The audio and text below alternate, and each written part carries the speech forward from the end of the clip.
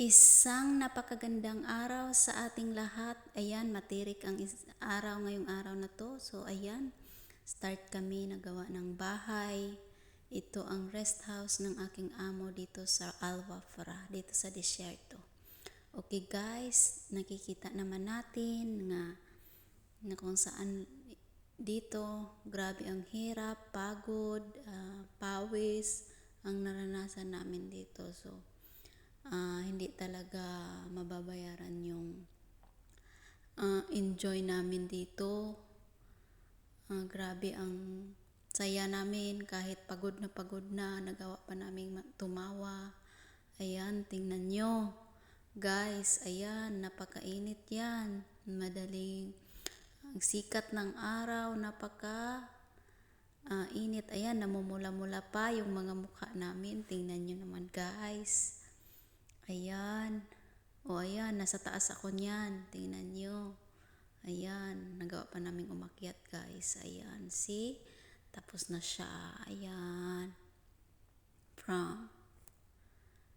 Ayan, grabe guys. Ayan na ang finish. Yan ang before. Then, ayan, after. Nasa likod yan. Ayan, see? Ayan, nasa loob ako niyan. Ayan, nag-apply ako ng varnish na sa dingding para maging, ayan, before, bago lagyan siya ng dingding. Ayan, pinipino ko yung nilagay namin na paste. Parang glue siya, cement. Ayan na ang result. Diba, ang ganda? Ayan, may mga wirings na siya guys. Nasa loob guys. Ayan, so beautiful. Ayan, grabe guys. Ayan, wala talagang pahinga yan. Bago pa man na tapos namin, ayan na, nasa loob. Dahan-dahan na siya. Ayan, gumaganda na. Lalagyan na siya ng mga ilaw. May mga appliances na rin sa loob. Ayan, marami na yan. Ayan, dyan ang coffee machine. Yan, sa labas yan. Ayan, ako yan.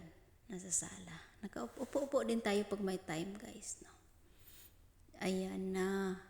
Nasa labas na yan. May mga kulay na yan. May pinta na. So, may pinta na siya guys. Varnish lang yan. Tapos nilagyan namin ng maroon na pinta. Ayan, kain-kain din tayo pag may time. Ayan, order din tayo pag may time. Kasi pagod yarn. Ayan, paganda din pag may time. Ayan guys, kami lang yan. Oops, ayan na. Sa hirap na ginawa namin, ayun ang pinakamahirap. See, different colors guys. Ayan, sunset. The end. Thank you for watching.